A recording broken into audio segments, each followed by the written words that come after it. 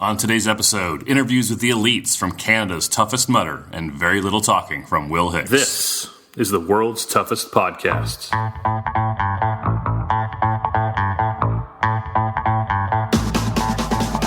Welcome to the world's toughest podcast, where we talk about any obstacle course race you'd like, as long as that's world's toughest mudder. Each week we talk to members of the WTM community and share stories of success and failure in the single greatest event in OCR. My name is Will Hicks, and this is the world's toughest podcast.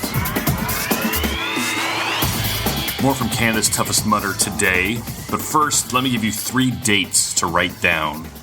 Number 1, July 14th. Tough Mudder X near Twin Cities, Minnesota will be happening that day. It will air on TV later this summer, but the competition is July 14th. Number 2, July 22nd. That's when the first episode of Toughest Mudder will air on CBS. That's the mothership CBS, not the cable CBS Sports on channel 700 something. August 26th is the 3rd date, Toughest Mudder Chicago. This is the last of the Toughest Mudders, and it sounds like it will have the largest field by far. We'll get into Toughest Mudder Chicago as August gets closer. I lied, 4 dates. The 4th date is November 11th, World's Toughest Mudder 2017. Get your hotel now. My first year, I waited too long, and I had to book 2 separate hotels for the weekend. Then I had to check into the second hotel after the race, still wearing my wetsuit, dripping on the expensive lobby carpet. So book your hotel now. So 4 dates, July 14th, July 22nd, August 26th, and November 11th. Save the dates. Before we get to our elite interviews, let's read an iTunes review. Awesome and informative, 5 stars, by JVK862310. Informative and often hilarious podcast. As someone new to the Tough Mudder scene, this podcast is a great way to get info about obstacles and general race news. Also, Yancey Camp. Thanks for mentioning that. Now I have an actual training plan for my first Tough Mudder in August. Thank you for the review, JVK862310. I really appreciate you taking the time to do that for me. Thank you. Good luck at your first Tough Mudder. That's a big deal. The first one can be scary. As far as Yancey Camp, you should thank Mr. Keith Allen. He mentioned it a few episodes ago. That's probably where you heard it. And if you haven't heard the Keith Allen episode yet, or if someone hasn't, you should check it out. It's episode 23. It's really easy to find, as it is the only episode with the explicit tag next to it. We're going to have Yancey on a future episode to talk about training for World's Toughest Mudder. If you'd like to leave a review for the show, go to iTunes and search for Tough Mudder. We're the first podcast that pops up. Click the World's Toughest Podcast logo, and then click Ratings and Reviews. Click Write Review and tell us what you think of the show. If you hate the show, I will still read it. We got a couple reviews that were less than stellar that I still read. It's okay if you say mean things. I know you don't really mean it. On today's show, 4 elite contenders from Canada's toughest mudder. First, we talk with Casey Northup. Casey finished 4th among the women and has a great story of success, failure, and then success again. Next up is Shaun Stevens-Whale. Shaun finished 3rd among the men and was a new name to me at this race. He has a unique racing background and a bright future in our corner of the endurance racing world. After Shaun, we talked to Allison Ty. Allison finished 3rd among the women, her 4th toughest mudder podium, which is more than any other man or woman. Allison has been on our show almost as many times as Sharkbait or Jim Campbell.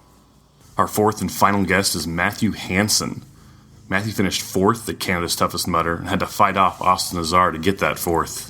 He tells that story during our conversation. Let's go to the phones.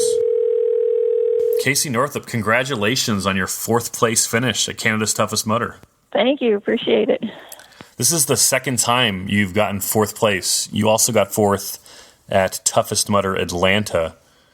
How do you feel? That's right. I like to get really close to the podium, but not quite make it there. That's hilarious. How do you feel about the Toughest Mudder races so far? Oh, I love them. I went into them this year not really knowing what to expect or if it was something I could handle or be successful at, or anything, and have found that it's actually, a distance and a time that I actually really, really enjoy. It's been good prep, kind of trying to wrap my mind around maybe doing it for 3 times as long. Casey, you ran 30 miles in 7 hours and 12 minutes at Canada's Toughest Mudder. Yep. What did you think of the event? Right.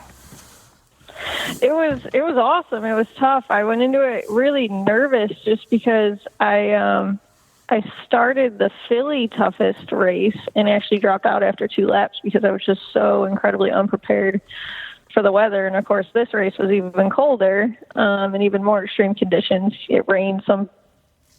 It may have actually even snowed. It was kind of hard to tell if it was freezing or not up there.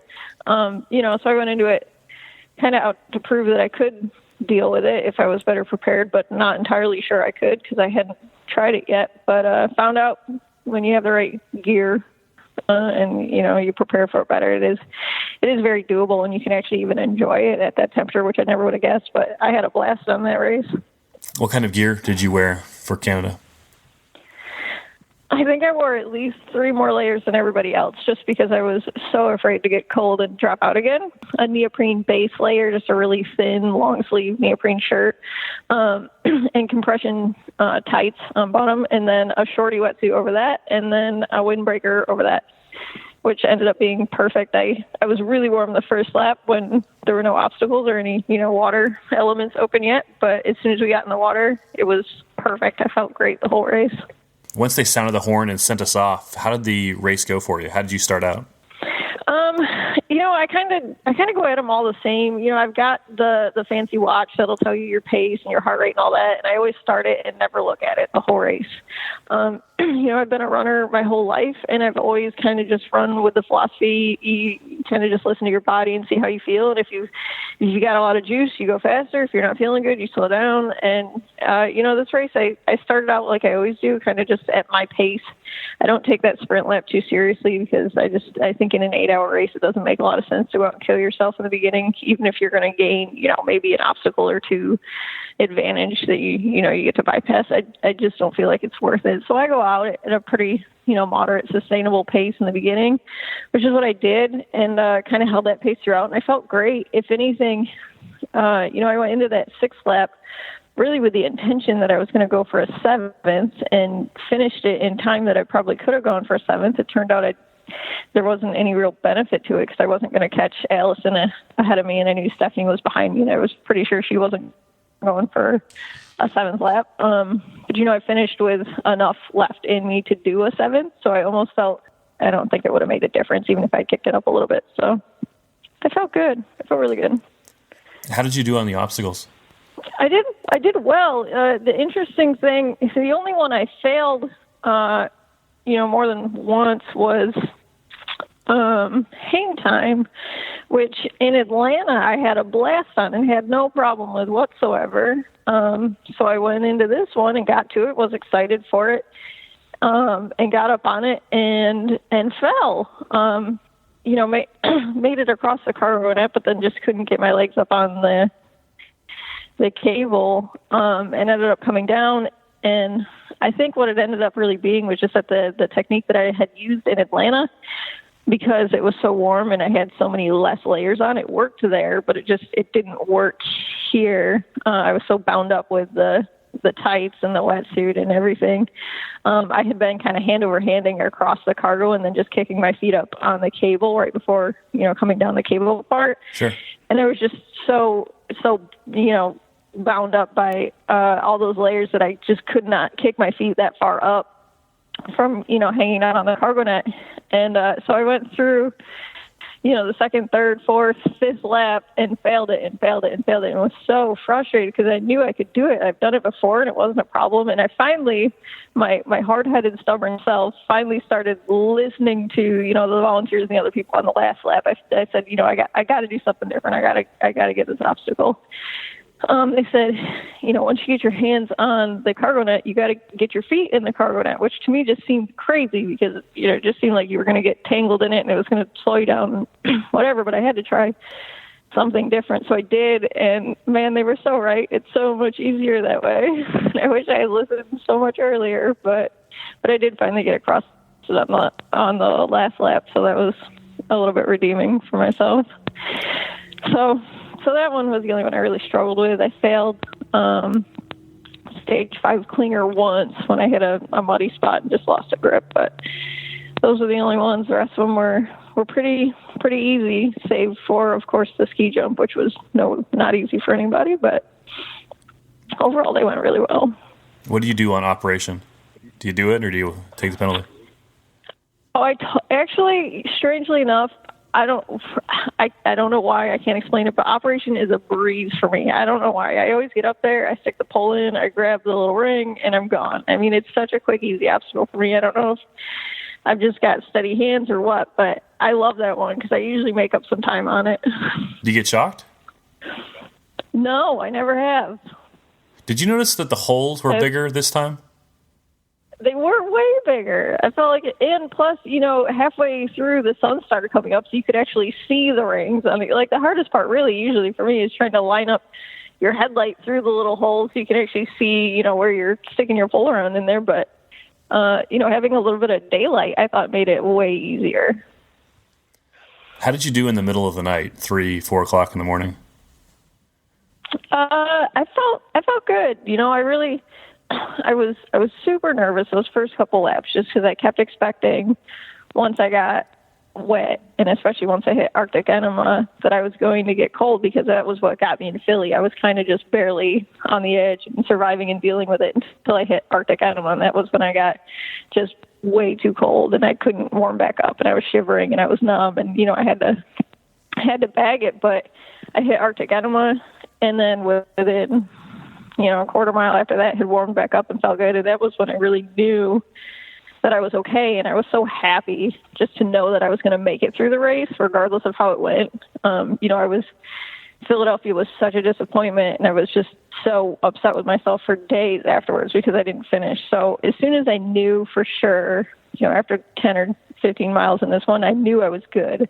I knew my body felt good. I knew I was, from a temperature standpoint, I was going to be okay. And I was just so happy and so relaxed because of that the rest of the race was kind of like, whatever happens. Like, at least I'm going to do this whole thing.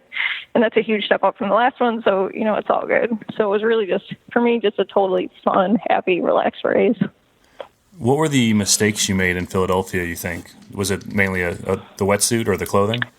Yeah, I didn't have a wetsuit. I didn't have anything neoprene. I had checked the forecast all week going into it, and it was, forecasted to be mid-50s, which I figured would be cold, but doable. And, I've never done a world's toughest. The only overnight race I had done before was Atlanta, which was so warm, you didn't really have to worry about it too much. So I hadn't really even done the research, or, I didn't know what I was doing as far as how to deal with those temperatures at night in the cold and, being wet. I'm new to the sport. I just still learning a lot, and that I just was ignorant, really. So I started doing a lot of research and started figuring out what everybody else was doing and how they were surviving these events. I honestly, when I dropped out of Philly, I said, nobody's going to make it through this race. There's no way. It's not possible. Like, everybody's going to drop out. They're going to cancel it. It's not possible. And then they all did. And I was like, well, okay, there's more to this. They know something I don't know. I'm not that, wimpy, really.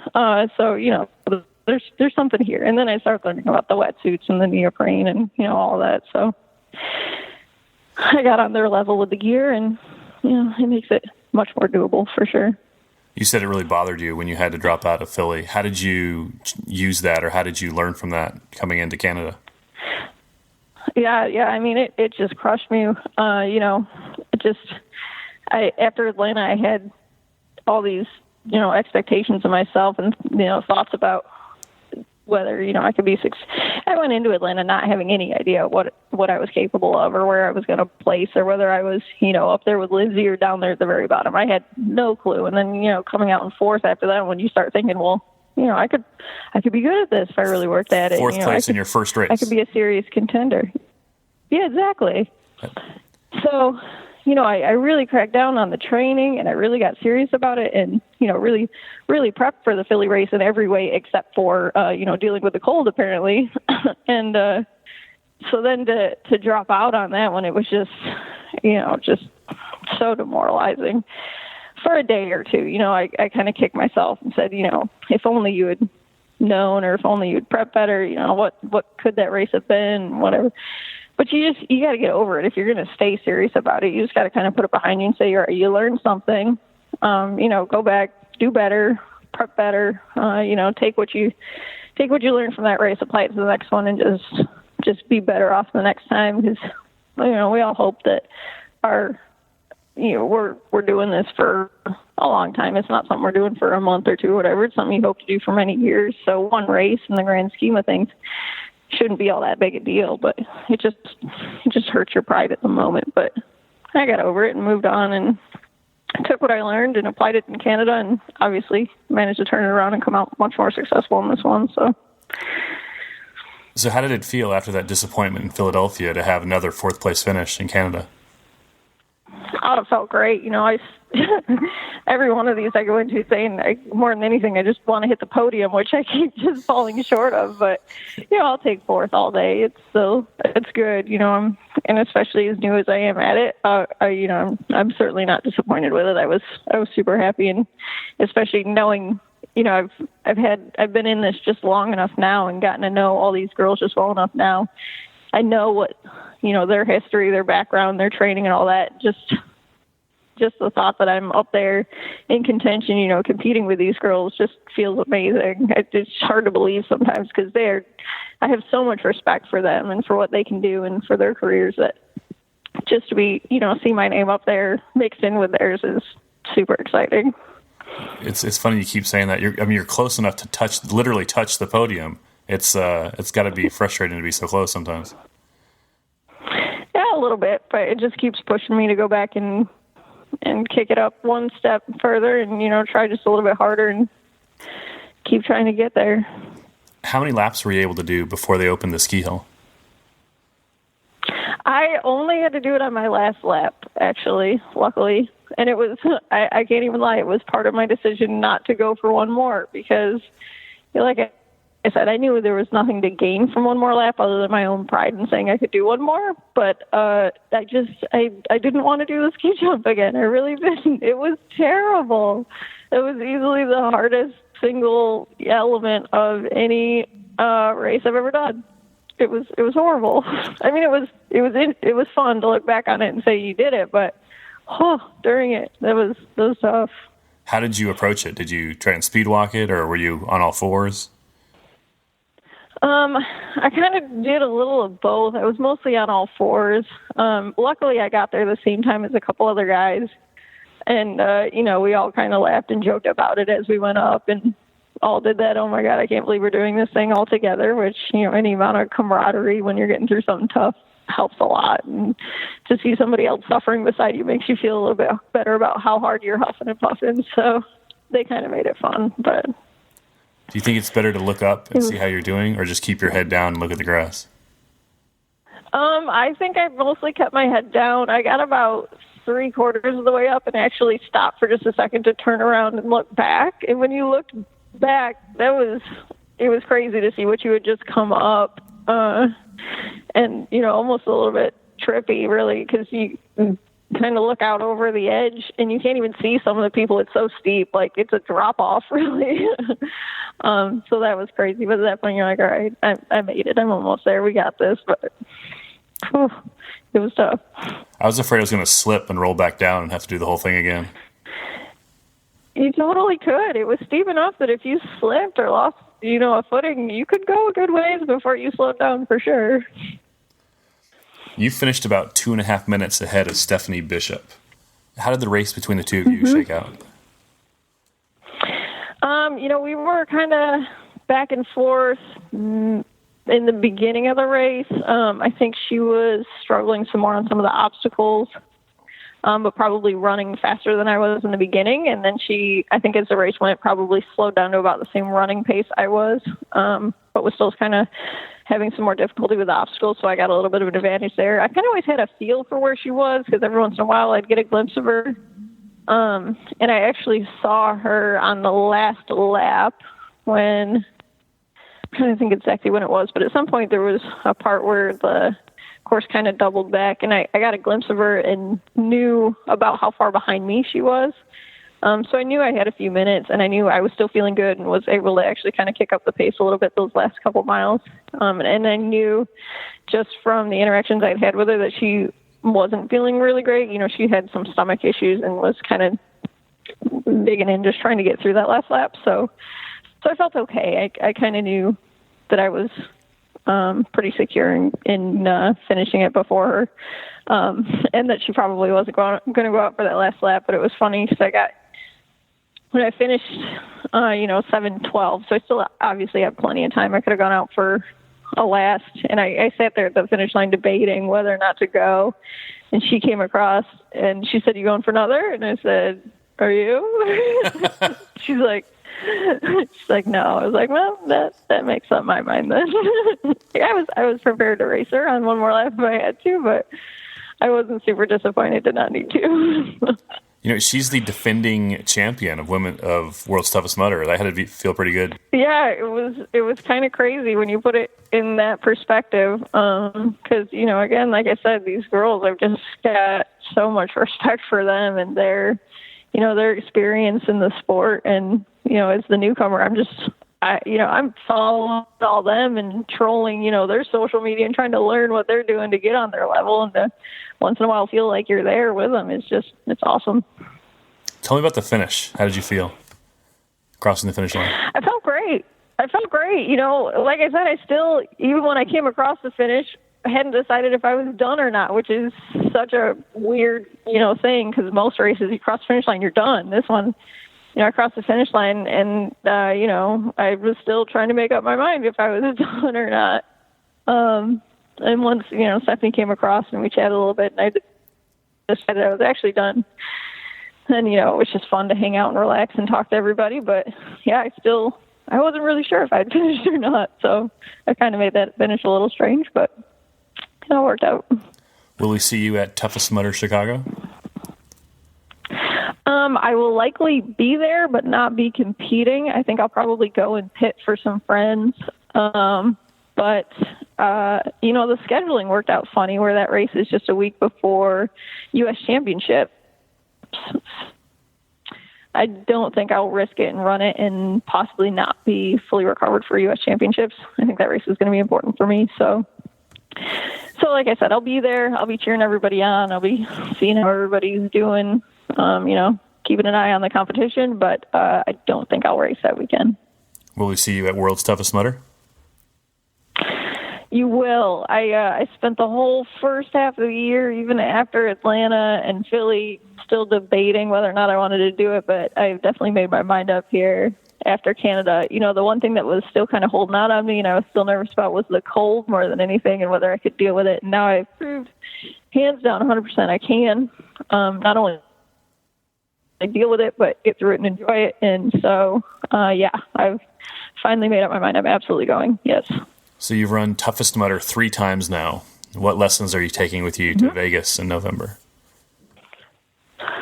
A lot of lessons just about pacing and about, I think the key to these races, as much as anything else, obviously physically you've got to prep for them. You've got to have the right gear, all that. But these races are a mental game, I think, and especially when you triple the distance in your own 24 hours, and you're literally running right through the part of the day that you should be sleeping, of all things, and through all the parts when you should be eating or doing any of the other normal life things. We're going to skip all that and just run for 24 hours, right? And that's a mind game more than anything, I think.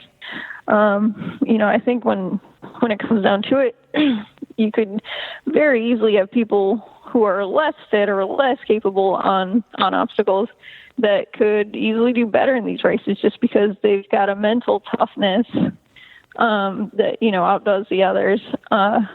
Really, I think you've got to go into it with just you're going to get through it.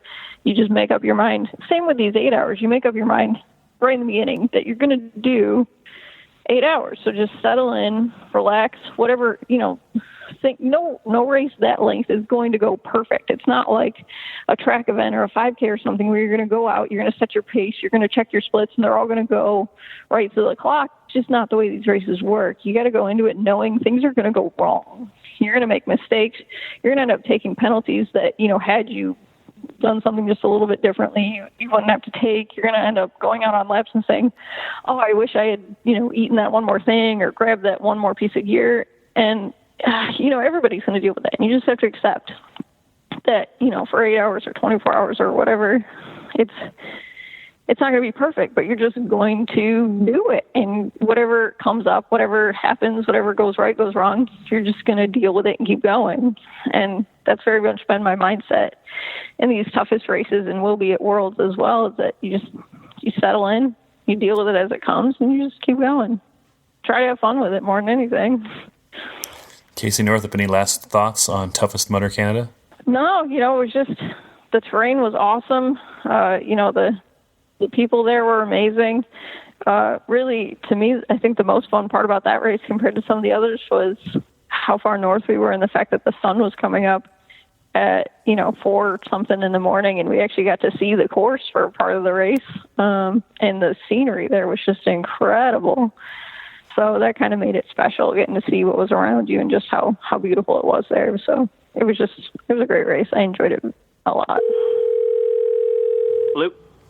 Hey, Shaun, how are you? Good. How are you doing, Will? Awesome. Congratulations on your third place finish at Canada's Toughest Mudder. Thanks. Yeah, I was really excited about that. Hey, before we talk about the race in Whistler, I want to talk to you about your background a little bit. Sure. Definitely. This is your first competitive race with Tough Mudder, but you're no stranger to racing and even non-conventional racing. Can you tell me about the races you're best known for? Yeah, I've definitely jumped around a lot with my racing scheme. So I have a background in mountain running. I'm on the Canadian National Mountain Running Team. So uphill is sort of my specialty. And I guess building on the uphill side of things, I got involved with stair climbing, which is a sport, in essence, where you run up the stairwell of tall buildings as fast as you can. And I discovered I was quite good at this, and so I began doing it more competitively. And this year I've been traveling quite a bit, racing sort of all around the world, up some of the tallest and most iconic buildings in the world, and it's just been a really fun ride. What's the most memorable location you've stair raced at? Oh man, there's been so many. I would probably say the Eiffel Tower. I think just because of how they dressed up the event, it was this enormous spectacle where they lit up the entire tower. It was sort of like a Tour de France start where everyone is lined up along the walkway into the stairwell, and you've got this path, and you run off this podium into the stairwell, and it's just an amazing experience. I really enjoyed that race. What happens at the end of a stair race? Can you take the elevator and back down? Yeah, the elevator is definitely recommended. Usually when I'm at the finish line, the last thing I want to do is walk down, 1,500, 2,000 stairs. My legs are just aching in pain. I'm sort of just I'm just trying not to cry and and not to just lie on the ground and suffer in complete pain. So yeah, the elevator is definitely recommended. You've run several Spartan races with several podiums and even 2 first-place finishes, but an ultra-endurance race is a whole other category. Do you have any experience with long 8-hour-plus races like Toughest Mudder? No, not at all, actually. I've always known I had fairly good endurance. When I was a varsity athlete in university, I'd always excel in the long run days. And I've done sort of 4 to 6 hour venture runs, not races, but just long runs, and those have always felt fairly comfortable. Like, you're getting tired by the end for sure. But yeah, this was sort of my introduction into a race of this magnitude. At Canada's Toughest Mudder, you were part of the front group that had to double back at the very beginning. Tell me what happened there. Oh yeah, that was extremely frustrating. I guess with these races, especially with Toughest Mudder, having the first lap, skipping most of the obstacles, it can get a bit confusing because the flagging is always leading right into the obstacle, and some of the volunteers point in the opposite direction of the flagging, and so you don't really know where to go, and you end up going under the flagging and sort of skipping the obstacle. And it's dark out, so you don't really know what's going on. So, I mean, on the first lap, probably about 10 or 15 minutes into the race, I was sort of co-leading there. And, a volunteer just directed us off course. It seemed legitimate at the time. I mean, we were just running through mud. I think it was one of the paths used for the Tough Mudder earlier in the day. And anyways, we end up running for about 10 minutes, and we double backed onto a portion of the course that we had already run. And at this point, we totally know we're lost. And there's about 20 of us, and we all just sort of congregate in this corner and just are like, what are we going to do? And we ended up just running back the way we came. And it was really cool, though, because the organizers were totally on top of it. They recognized their mistake, and they allotted us some additional time at the end just to try and punch out that 50 miles. How much extra time did they give you? They gave us 12 minutes. When did they tell you that, and how did they tell you? I think I was told when I was coming in at 15 miles at the end of the third lap. At that point, the organizers didn't know how much time they were going to give us, but they knew that they were going to give us some additional time. I mean, in a situation like that, it kind of sucks because you're putting out that extra effort to run that extra 2 to 3K, plus you got that extra 15-minute window in which you wouldn't have to be doing obstacles. But because, of course, you're not on the course at that point, you end up doing 15 minutes of extra obstacles. And so, it adds up a bit in the end, but it was a tough course, and I think regardless of if we had been let off course or not, I don't know if anyone would have been hitting 50 miles. Were you able to let that go, or did that kind of stick in your brain the rest of the 8 hours? For me, I let it go straight away. I sort of approached this race with a more laid-back mentality. Like, I definitely had goals. I wanted to hit the 50 miles. I thought I was capable of it, but at the same time, I had never put my body into a position like that. And the last thing you really want to do, at the start of an 8-hour race is really focus on competitors and exactly where you are and where you're matching up to everyone, because it's a long race, right? And that's probably just not the best mental state you want to be in. After that mix-up at the beginning of the race, you, Ryan Atkins, and Robert Killian were pretty close to each other for the first few hours of the race. What was your mindset? What were you thinking for those first few hours? Yeah, I was stoked to be running with those guys. I definitely found that they were superior on the obstacles, and it was quite humbling following them through the obstacles, because I would be right behind them going in, and then they would put 20 or 30 seconds on me, and then I'd have to run hard to the next obstacle to catch back up to them, and it was sort of like this yo-yoing effect. But I also enjoyed the fact that it was a looped course, and so I got to redo a lot of the obstacles, which allowed me to sort of practice my technique, and I did find as the night went on, I did get more efficient with some of the obstacles, and that definitely helped as well as just sort of watching what Robert and Ryan were doing and trying to just follow their lead. Between 4 and 5 a.m., you and Ryan were in first and second, and you two were able to put a little space between yourselves and Robert Killian. What was happening out there at that time? Yeah, I guess that was probably around mile 20 to 25. So I had the lead going in at mile 20, and I was feeling pretty good actually at that point. I sort of knew it was still not even halfway through the race, and there's a lot of distance to go, but I was feeling pretty good.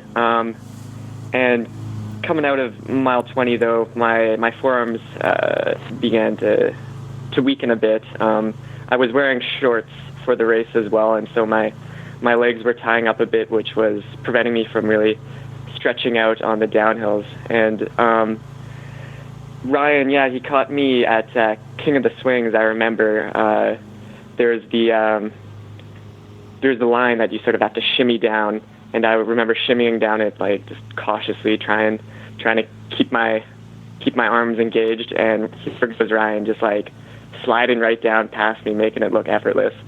And that was a bit demoralizing when he passed me there. But I was able to sort of keep him in my sights for most of the rest of that lap. And I think for Ryan, I mean, he's just so efficient on the obstacles, and he knows exactly what he has to do. And you can just tell he's a total pro out there with everything he does. Even sort of his transitions between one lap and another, he doesn't spend any time dilly-dallying. He sort of has a water bottle there, some food and nutrition, and he's on his way within a minute. And for me, it was a pretty steep learning curve. I didn't take a lot of time at the stops after every lap until mile 25, and that's I think when everything started to hit me. Ryan had passed me, and I think it was clear at that point that I wasn't going to beat him, and so I had to sort of regroup and change my mindset. And after that, I remember just coming down into the aid station at 25 miles and just sort of sitting down in an armchair for a couple minutes and just trying to regroup. At about sunrise, they opened the ski hill and added it to the course. You ran the Red Bull 400 in 2016 at this course, where you finished second overall. Did that give you an edge on this obstacle? Oh yeah, I mean the steep uphill is definitely my jam. I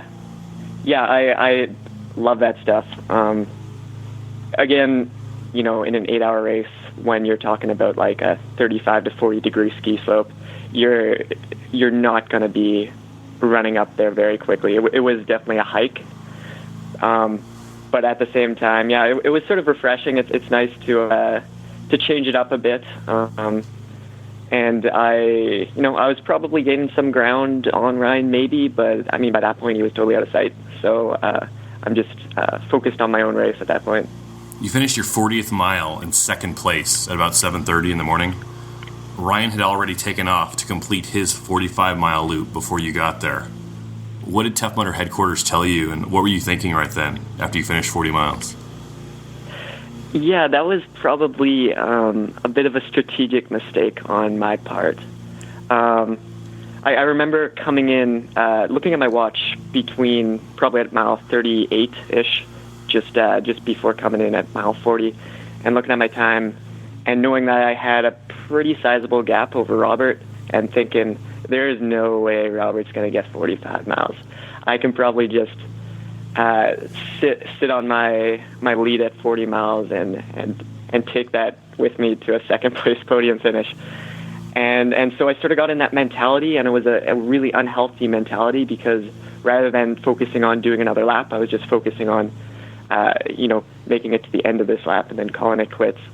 So when I came in at mile 40, I talked to the organizers a bit. We determined where Robert was on the course, and it sort of seemed like it was an impossible gap for Robert to finish. And I was thinking, okay, I'm feeling pretty good about that. I decided to go back and try the 45th mile, but my head was not in it, and I'd been sitting down for a couple minutes to eat. And because I was wearing shorts throughout the night, my legs were starting to seize up, and I just got this massive cramp in my right quad and just really had trouble running. And so only a couple hundred meters into the ninth lap, I sort of said, you know what, it's just not worth it. And so I stopped, and I started walking back, and there goes Robert flying by me, and I'm like, oh man, he looks good. He might be able to do it. And it was a nail biter all the way right to the finish. He needed all of those additional 12 minutes to make it, and huge kudos to him for just coming in under the time. So you actually started a ninth lap, but you came back to the start area? Yeah, exactly. I mean, I think when I went out, knowing what condition I was in and what headspace I was in, I would say I didn't really intend to complete that ninth lap unless my body warmed up and, I got that fifth or sixth wind or wherever I was at that point in the race. But it just didn't happen. And, it was a strategic mistake, but at the same time, I'm totally satisfied with how my race went. Did Tough Mudder headquarters say anything when you came back, like through the start area? Oh, no. I think they were focused on other athletes at that point. I just sort of snuck in there, and I didn't want to be too noticed at that point. It's a bit embarrassing when you have to walk back in the opposite direction. As the clock ticked down toward 8:42, everyone was gathered around the finish line to see if Killian would make it back in time. What were you thinking as you were waiting? Yeah, well, once I got back to the start, reversing direction, I was just frozen. I probably had a very mild case of hypothermia, and so I was in the first aid tent for about half an hour there, a good chunk of time where Robert was on course. And I was sort of looking at my watch, and at that point, you sort of know he's going to take a bit longer, but you got to root for the guy. I mean, to go out and do what he's doing, knowing he has that time crunch, I mean, that's just awesome. And so, yeah, once I got out of the first aid tent, I was just sort of looking at the finish line, and you know what? I was cheering for him. Funny enough, like I sort of knew how my race played out. I knew, if I had been doing that 45th mile, I would have been cheering for myself, and I figure everyone would have been cheering for me too. So I was definitely returning that cheer to Robert, hoping he would make it. He ended up making it back in time. He bumped you from second to third. What were you thinking when you saw him around the corner toward the finish line?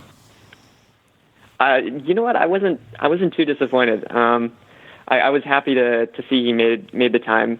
When you're doing a race that long, a lot of different thoughts go through your head, and I think you sort of have to accept your own limits and your own choices, and not use that as a barrier to negative emotion and negative thoughts. And so for me, like, I was just stoked that I was able to run with those two guys in the first place, and I felt like I learned a lot about my body and about toughest mudder in that race. So you know what? Even though I came third in this one, I definitely know there's a lot of room for improvement, both in the obstacles, both in how strategically I go out and run, and both in my transitions and fueling. And so just knowing that, I was pretty happy. I was definitely content with third. Are you going to take that knowledge and experience to Toughest Mudder Chicago? Oh, man. You know what? For me right now, I'm still in the recovery process from Canada's Toughest Mudder. Running has not been smooth yet, and it's been almost 10 days now. I would definitely like to do it. I'm also working right now, and I'm a firefighter. And so right now, it sort of just depends on whether I'll have time off during that weekend to go and compete at that race or not. Because in essence, my work schedule is dictated around whether there's a fire or not. And so if there isn't a fire, I might have the weekend off and I might be able to race. But otherwise, I'll be stuck here. You're one of only 19 men to qualify as an elite contender for World's Toughest Mudder 2017. Will we see you in Vegas? Good question. I would like to do it. I recognize that if I do it, I'm going to have very lofty goals going in. I'm definitely going to want to get at least 100 miles. So if I decide to do it, you'll see me there fit and ready to compete. I would definitely put in a couple months of solid training for it. And I sort of recognize that a race like that, I mean, the rest of my entire season, in essence, would have to be sort of scheduled around that race. At least that's how I would look at it. And so it sort of just depends on what I want to do for the rest of the season. It's definitely in the cards, though, now. I would definitely consider doing it. Shaun, any last thoughts on Canada's Toughest Mudder? Great course, tough course, cold course. Hope to be back again. Shaun Stevens-Whale, thanks much. Hi there. Allison, hi, how are you? Fantastic. How are you doing? So good. Good to talk to you. Yeah, always good to talk to you. It's like I was saying, it's kind of like The podcast is part of my race now, and if the pre-race ones don't come out, I just feel flustered. I need those. It's like part of my routine now. You are too kind. And then now seemingly talking to you. Yeah. Well, you keep doing so good, I have to keep talking to you. Oh, I don't know about that, but I keep trying my darndest, and I keep getting to try or to talk with Will Hicks after as my reward. So, yeah, I'm sure. Congratulations on your third place finish at Canada's Toughest Mudder. Good, thank you. Yeah, thanks. How did it feel to compete in your home country, in your home province, just down the road from your actual home? It was pretty cool. We had, a few athletes out there, certainly more than 10. Out there on course, and then just a whole pile that were volunteering and pitting. So it was just like the feeling of being supported was just amazing. And then on top of that, it was just getting to see these people that I have worked with, that maybe were new to OCR or just not quite sure of their capacities, that were just crushing it out there. So yeah, it was really neat to like run past them and, run through the pit and just know so many people and just, feel so supported. I mean, I always do in this community, and I always just kind of feel like I'm out there with family, but I think that just kind of amplified that experience to have so many people that I regularly train with out there on course, either running it or just like supporting the event.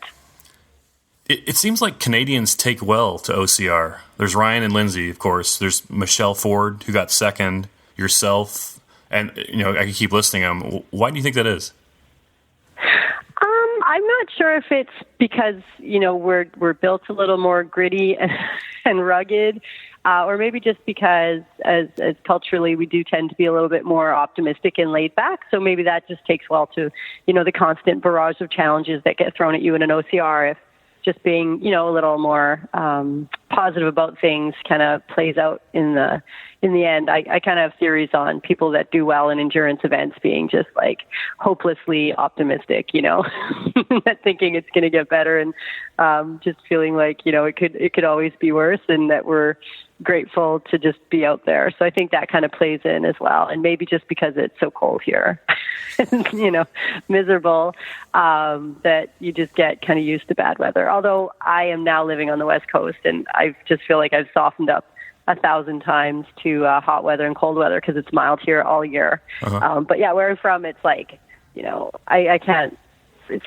really, really cold and really, really warm. I can't do the whole Fahrenheit conversion, but it's like in the winter, it's like minus 40 Celsius. And in the summer, it's like plus 40 Celsius. And it's just, there's no like happy point where the weather is just mild. So maybe that kind of plays in as well. You've run 4 toughest mudders and podiumed at each one. What's the secret to your consistency? I think for me, I'm not a super talented person athletically, let's just say, but I recover very fast. So, for instance, I go in to see a massage therapist on Tuesday and Thursday, and every week I've run something, right, and just bruised myself up, and I come in hobbling and bruised on Tuesday. And then my Thursday, I'm like, yeah, I'm ready.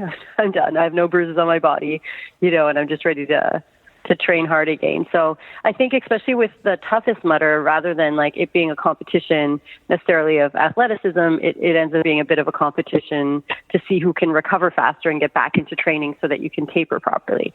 Because if you truly did a proper recovery and a proper taper, you'd just never be training.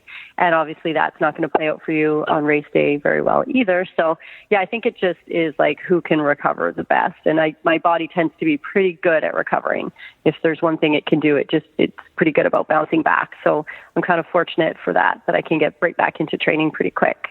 So you just ran a hard race this past weekend at Toughest Mudder Whistler. How long will it take you to recover and be ready for another tough one? Well, I usually take Monday off, and then Tuesday I'm back into training, but it tends to be like, so I went to the track and I just did a few sprint intervals just to kind of get my legs back and some grip strength and stuff like that. And then today or yesterday I'm back into training. Today I'm back into full training. And then I'm doing this, it's kind of like, it's called Seek the Peak. So you run from the ocean up until the top of this mountain on Sunday. And I'm just, I'm going to take it fairly easy for a race. But I'll just be right back into training. And if I feel any like kind of squeaks or anything that doesn't feel right, then I'll just dial it back. So it tends to be like, oh, my calves are tight, so I got to hop on the bike instead of hopping on the treadmill. So I take it, I try to hop back into training right away, but I do it smartly, and I don't just throw myself back in, body be damned. I try to listen to what it is that I can do. And, it's OCR, there's always something that you can train, even if one part of your body, maybe, like your calves took it on that 400-meter uphill or whatever. So you just work around it, right? And you can still train through things as long as you're just like creative about what kind of workouts you put in there. You ran 35 miles in 7 hours and 54 minutes. Good for third place at Canada's Toughest. What did you think of the event? I thought it was awesome. I had my fair share of issues. It was to the point where I was just laughing at just how much stuff just kept on coming up at me. So right before the event, I broke my phone, and I've never broken my phone. I was sitting down, and it slipped out of the pocket of my dry robe about 2 or 3 inches from the ground and just shattered, like just done. And yeah, I've dropped my phone a million times, never broken it. So then I went into the race, and I actually put on elastic shoelaces because I thought I was being super smart, because then you could just slide heat pads in. Like, I get cold feet, so I thought that would be the trick. But then my shoes kept on falling off because of the elastic. So I lost both of my shoes in the first lap, stopped, put them back on, tightened them, like attempted to tighten the elastic laces as much as I could. And then got back on track, was running along, and then realized we went off course. And, it looked like an outback. People were just turned toward us all of a sudden. I'm like, what's going on? Oh, no, we went off course. So, we went a fair ways off course there and ended up jumping back onto the course, kind of like behind people that were like walking and just kind of taking it really easy. So that was kind of a fun point, actually, because we were just kind of like thundering through this like really dense crowd. And that was kind of fun. And I got to see all my friends, and they were like, wow, lap 2. I'm like, no, not in 20 minutes, no. But yeah, it was kind of funny running up behind people and just shocking them about us having thinking we were on our second lap already. And then, I kept on losing my shoes. And then after one of the obstacles in the dark, my headlamp broke. And thankfully, Austin Azar, who was also, he's running for a place, he stopped, and he was like, I'll jog the rest of the lap with you. But after Mud Mile, I was just banging it and pressing buttons and wiggling it, and it turned back on. So I stopped on that lap, switched out my headlamp, because it worked for the remainder of the lap, switched out my headlamp. And then after I got out, after you climb that big hill and you drop down into the trees right after the pit, my headlamp went off. I was like, what? Like, it's a brand new headlamp, different one with a brand new battery, and it went off. Like, I couldn't even. But thankfully I threw a spare in my bag, but it was really, really dull. It was just this kind of cheap small one, but I'm like, you know what? I'm now going to run with a spare headlamp. So I had to put that one on, but then I ran into a friend of mine who literally switched the head. She was just taking it pretty easy because she had been sick. So she literally took the headlamp off her head and put it on mine, and then took my, cruddy one where you couldn't really see. And, I had stomach troubles, and I was way too hot in my wetsuit. I had it rolled down the entire time, and I just couldn't, I just was overheating the whole time, and I didn't want to stop to take it off, but I was deliberating. I think I saw you in the pit. I was, as I always am, like, frog skins or a wetsuit. It should have been frog skins, but it was a wetsuit. So I ran with it flipped down the entire time, and just trying to cool myself off, because I was surprised at how warm it was. I thought it would be far, far colder. I thought it was going to be way colder too. Before the race, you told me to invest in some neoprene socks, which I did, and I loved them. Did you wear those also? I did, yeah. And I get really cold hands and feet, but I actually wore my blade mitts flipped up the entire time just because my core was so warm. But normally, even if my core is, warm, my feet and my hands just freeze, and it feels like I'm just running on my ankles, and I hate that feeling. So yeah, neoprene socks, and then I put merino wool underneath, and that seemed to work well. I tried to wear the GGs, and then merino wool, and then the frog skins, but then it ended up just being too tight on my shoes. And I had a size half, I got a half size bigger, but then, if you stuff your feet too full and then you're cutting off the circulation to your feet, that does nothing for their warmth. So I took off a pair, and it was just, I was plenty warm, like way, way, way too warm. And I only had a 2-3 on, but it was far warmer than I expected. I was colder running the Spartan race during the day the week before, although I wasn't in a wetsuit. I thought, it was going to be hypothermia everywhere, and it ended up being pretty pleasant the whole time. I can't remember really being cold. I was probably colder in Philly. Did you say you ran a Spartan race the day before? No. Oh, sorry, the week before. Oh. Yeah, the week before there was a Spartan race on Seymour Mountain, and my feet were frozen. Like I couldn't feel them at the finish line, and I was wearing my neoprene socks, and I was like, "Oh my goodness, what's going to happen to our feet at Whistler?" And a friend of mine, Michelle Ford, who came in second, she went up to scout a few weeks before and ran around up there, and apparently there was a lot of snow, so it melted off very quickly. We've had a recent bit of hot weather, so I think it really melted the snow back. We didn't run on any snow, but I saw some 2 or 3 times along the trail. There was still some snow up there. Yeah, if you would look into the woods, for sure. So, I mean, it shows you how cold it was, but I think preparation is everything, right? And gear is quite a bit. And if you are geared properly, you can actually be warm running around, crawling through ice baths in snow. And I swear the Arctic ice colder in LA. I think it was cold here, but I don't think they made it nearly as cold as LA. That was awful. Like it was, for at least the one that I kept on submerging in was like 2 feet of ice every time in LA. And so the Arctic enema here was, I think, a lot more gentle than I expected it to be. So how did you do on the obstacles? Pretty good. I failed hang time. I don't know why. I just grabbed it and then let go. I was like, what just happened? So I think that was more of a mental thing. And then I started just taking the penalty on Funky Monkey after I realized how short it was. Because, that first spinner, I was trying to like move it with my hips and stuff until I realized, hey, you can just move your hands and kind of side traverse across it. Mm-hmm. And got to the end and looked at the penalty and I was like, what? It's so much easier than the obstacle. So some of those, it's just strategic. It just took way less time to do the penalty. So I started doing the penalty on that. I always do the penalty on operation just because the metal in my arm, because it's so close to my heart and there's so much of it. And then, that's it.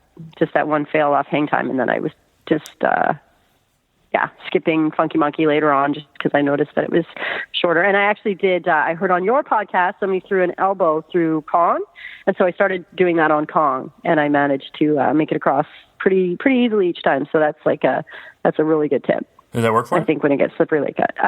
On Kong, I was throwing my elbow through and just throwing even my whole shoulder through and just hooking my arm on Kong on the rings instead of my hands because it looked like it was super slippery and that worked like a charm every time until they shut it down. So, the new tip I heard for Kong is that if you get a good enough swing, you can skip rings and just get through in 2 or 3 transitions. Yeah. Marco Bedard, he was also there. He was staying with us for a few days and he was showing us how many rings you could skip at one time. And it's pretty amazing when you can go through and just grab 2 rings. But how did you do in the middle of the night? You know what? The middle of the night was kind of when my headlamp started going. So I know I needed to slow down to fix my headlamps, but at that point my stomach was doing a little bit better because I had stopped. So basically my poor pit crew, because I was all like, I need this many calories an hour, and then I just was not eating, just because my stomach was so off. But so I started to, I had digested all the food in my stomach, so I had started to actually feel better, even though I was a little bit, low on calories. So in the middle of the night, I think I actually started to kind of pick it up a little bit. It was just kind of the fiddling with the headlamps at that point that kind of, I ended up stopping a lot and stuff like that, but managed to keep moving enough that I didn't get cold. And that was my real concern, was that I was so hot, I was trying to peel everything off, and then I'd stop and fiddle with my headlamp for so long. And I knew that's kind of the kiss of death. If you're overheating and then you stop for an extended period, you get cold quite easily. So I was just trying to keep moving, and stumbling along to try to get the headlamps going. How many laps were you able to complete before they opened the ski hill? I think I did it twice. So 5. What did you think of the ski hill? I did the Red Bull 400, so I was pretty prepared for what it was. But it was challenging because it's not like people walk on that regularly. So it was almost like trying to get your footing and not slide backwards when your legs are tired. But I really liked it. I have to say that as soon as I heard the announcement that they were putting that in, I was instantly like, yes, because it really gives that event character, they always have to do that. They always have to have that thing that gives that event character. And I think that was the perfect one to just kind of throw that at people. So I was really excited about it. It was challenging, and it was kind of like the perfect thing because it was challenging, but it wasn't undoable. So, they're just throwing something late in the race that kind of keeps things interesting. And that's another thing that they do. I mean, an 8-hour event could potentially be really, really boring, but with Tough Mudder, you just really don't know. And that just kind of keeps it interesting. You never know what's around that corner. And then knowing that the climbing up the ski jump is around the corner, it just kind of gives that here and now a little bit more preciousness when you're like, well, at least I'm not climbing the ski jump now. I better enjoy this moment while it happens, and then just kind of forge on and deal with that ski jump when it comes. But it wasn't that bad. And they didn't make us go the whole way up, thankfully. But it definitely was a butt kicker. How do you approach it? Do you power walk it? Do you get on all fours? At the Red Bull, I actually crawled up, so on all fours. But this time I was just kind of using my hands on my knees or grabbing the wood.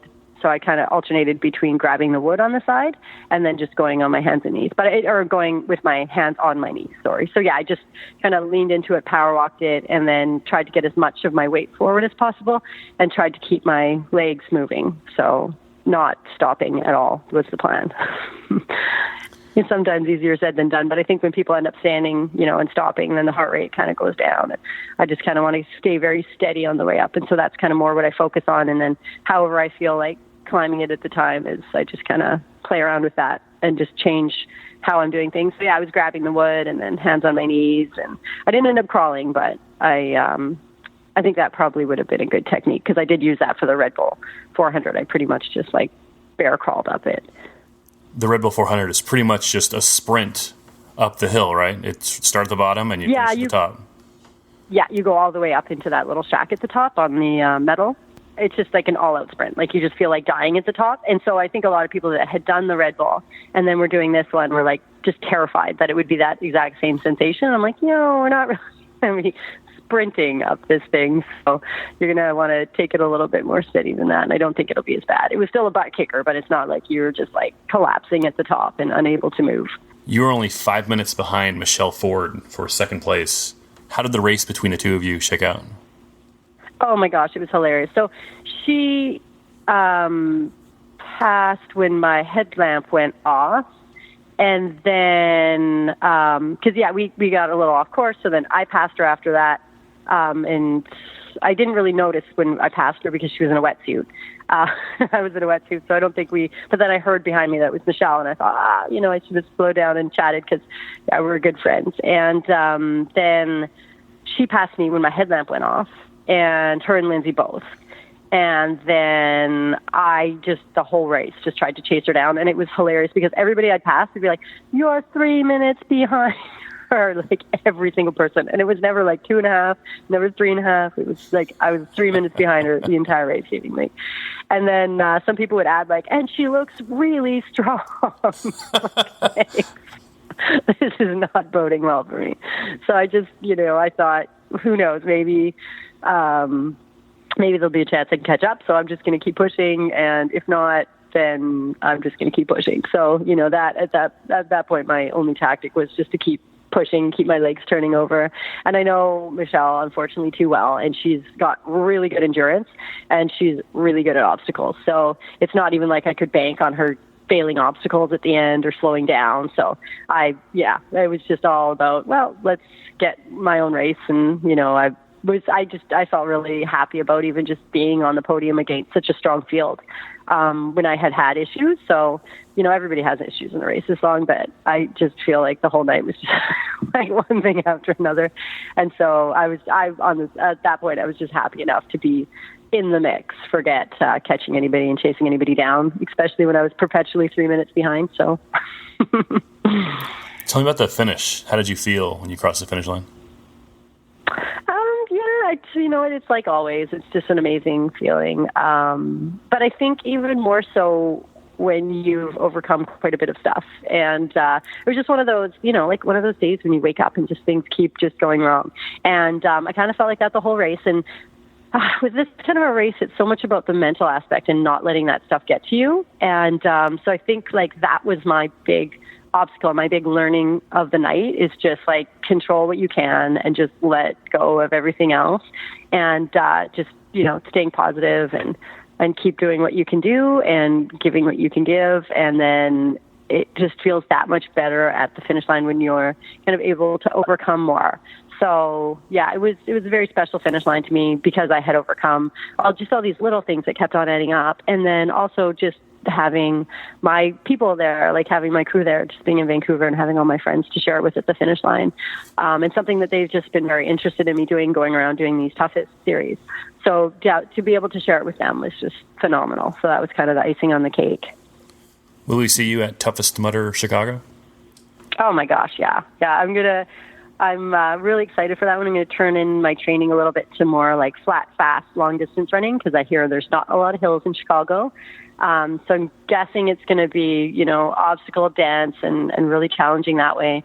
And then I think the flats are actually we're going to be rough on people because you don't have that chance to power walk and change muscles and stuff like that.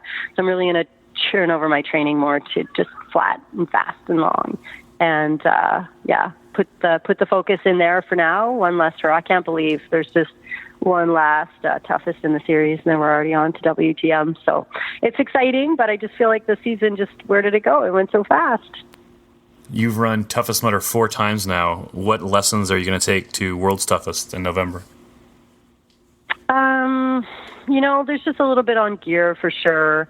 I think I'm always going to carry a spare headlamp because even though the headlamp that I ended up with at the end, the third headlamp, it didn't work very well, at least it was a headlamp. So I'm probably going to carry a pack with just a teeny headlamp in it just because having no headlamp in the dark, that really slows the person down, and having a tiny headlamp on your person is really not that big a deal. And other than that, just the mental lessons, I guess, that I've learned along the way, and just kind of not getting so woven up with the competition and the fact that it's a race, and just making sure that I remember also to enjoy it, right? So it's just that balance, and that I just appreciate the community and the time that I have to do this, because not everybody gets to do this crazy cool stuff, and I'm certainly not going to be around forever to do it. So I think a lot of it is just about soaking up the experience and just being grateful to be out there. Allison, Ty, thanks much. Yeah, no, thank you. Always a pleasure to chat with you, and thanks again for producing such a phenomenal podcast. Matthew Hansen, congratulations on your 4th place finish at Canada's Toughest Mudder. Thank you. It was a good run. Good race. You completed 40 miles in 7 hours and 53 minutes. Good for that 4th place. What did you think of the course at Canada's Toughest Mudder? Well, I got to say one thing. It was cold, and I was somewhat prepared for the cold, but I got there, and it was crazy. I couldn't believe just what I got myself into. But so the weather was a little rough, but the course itself was gorgeous. I'm from Wisconsin originally, and I moved out to Wyoming, and I've been missing running in the trees. So it's really nice to have a course that is very dense with the trees. And also the hills have been great. Again, Wyoming training has been going well with hills. So between the hills and actually how pretty the course was, I have to say it was my favorite Tough Mudder venue so far. I've heard that a lot, that Whistler is the prettiest of all the venues Tough Mudder goes to. Yeah, I've heard. I heard that too, and I've heard it for a while, and I never really thought much of it. But the whole British Columbia, Vancouver, like that whole area, it took my breath away the entire time I was there. You started the race a little slower than some of the other elites, including some that you ended up beating. Tell me about that decision in your first lap. I don't know if it was a decision or not. I want to take it a little differently. Usually I walk around. I enjoy my area a little more when I go out to a race. But on that day, I decided just to hang out in bed all day and watch TV. I kind of binge watch TV, and I stretched. I did some yoga. But I didn't. When I started the race, I felt really tight, probably tighter than I should have been. So it's kind of loosening up and getting comfortable on the course. And I mean, if you look at some of my other races, I usually don't start out in front. I usually come up from behind, especially like the World's Toughest Mudder. I usually don't enter the top 50 until 8 hours into the race, 10 hours into the race. You usually finish top 10, top 5. But I find it that it's smarter for me not to just go 100% out because I can really hold the pace the entire race. So I think that's just kind of my style. I don't know if it's something that I ever think about. I always just kind of think this is the speed that I can go for that day. I listen to my body, and it always seems to work out pretty well. And usually I have my brother there who tells me I should run faster, which helps. That's a common thing with some of the elites is they start slower, or not slower, but they start and then they let everyone else slow down and they just keep the same pace. Yeah, I think I think it's a common practice because a lot of people who are familiar with obstacle racing and ultra running at the same time, they go out really hard. And a lot of those obstacles, if you're running hard, you hit an obstacle and you're doing an obstacle hard, you're pushing a lot of blood through your muscles really quick and you can really cash yourself early. So I've always found that keeping a really solid pace and letting yourself move those obstacles quickly. I mean, you have to run in and out of obstacles. That's a great way to pick up some time.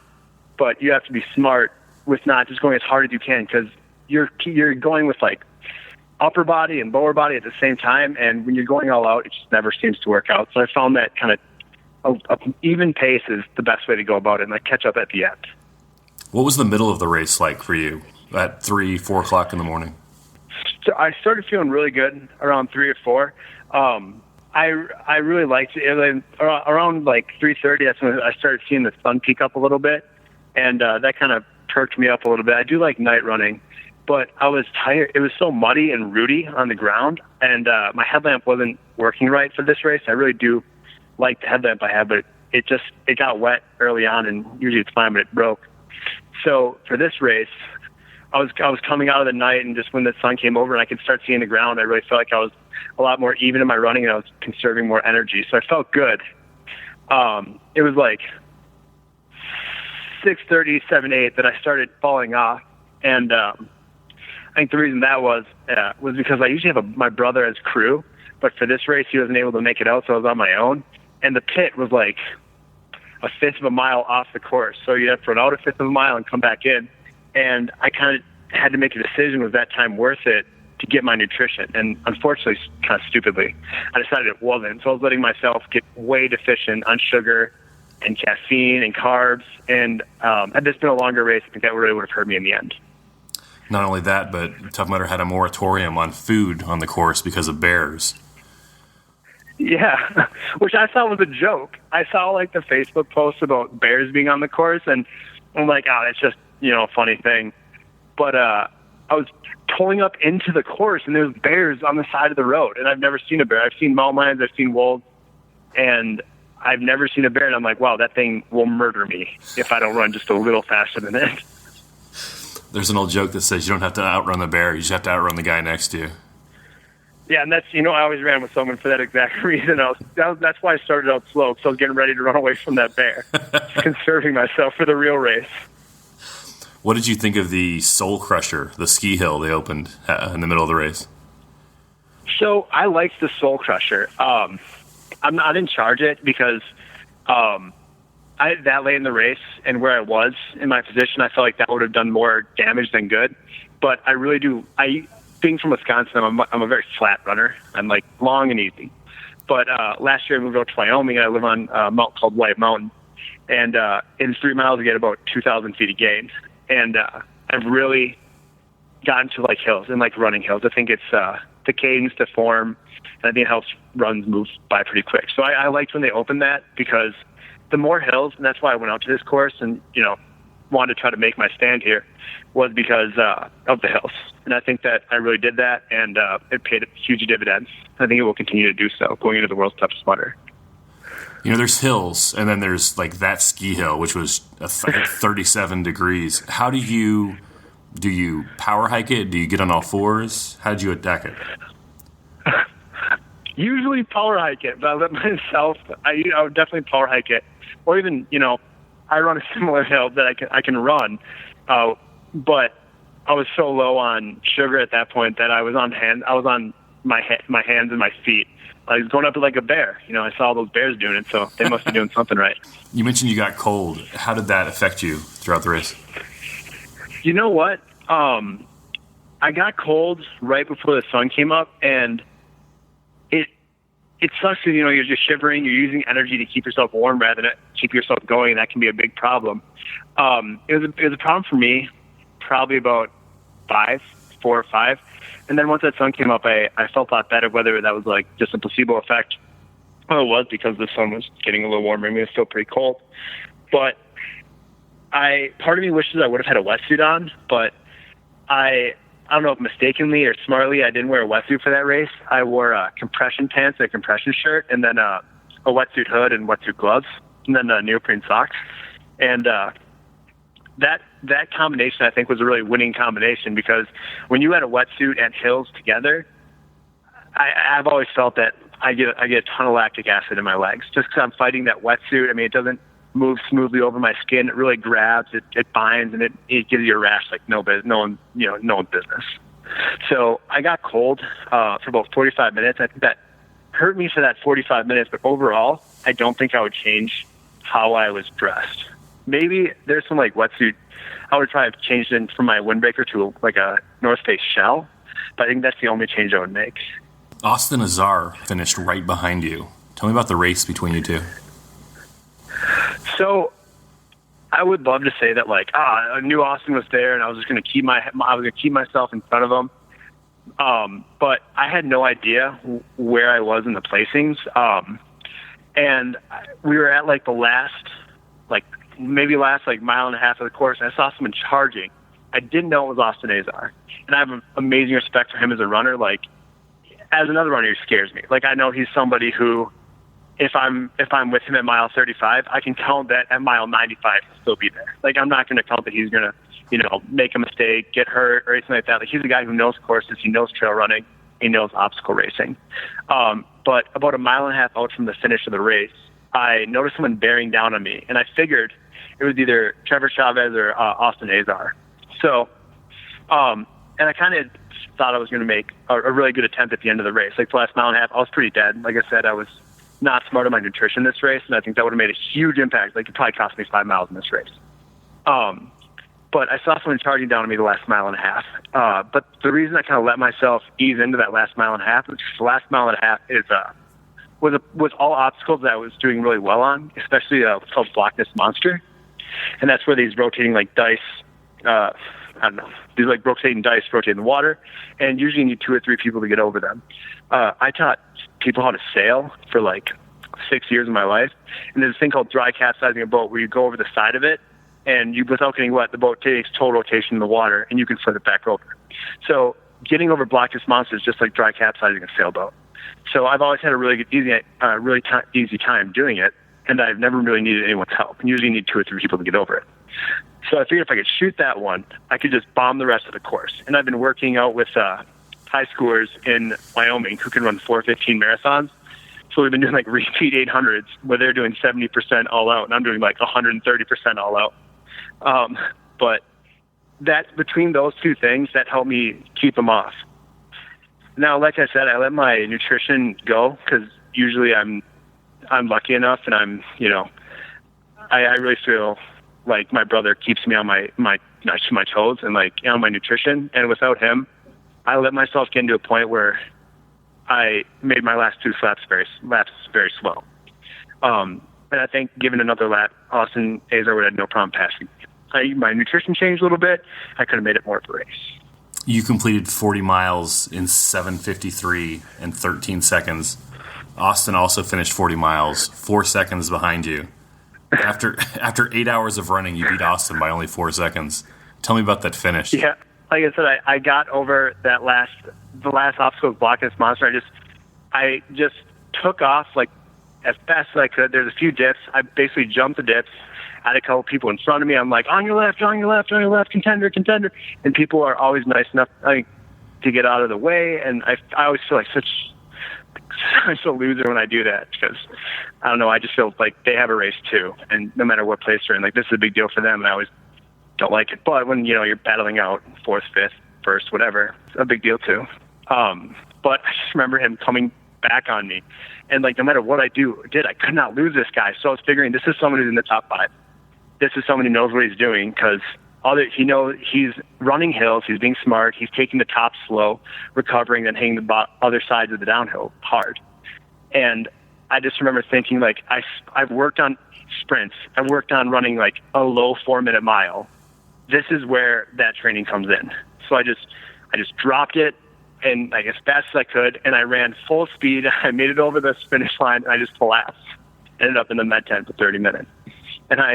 Someone mentioned it on Facebook, and I said, I know there's some animals who will run their prey to death, and I'm pretty sure that's what Austin Azar was trying to do to me. Effectively, he definitely ran me to death.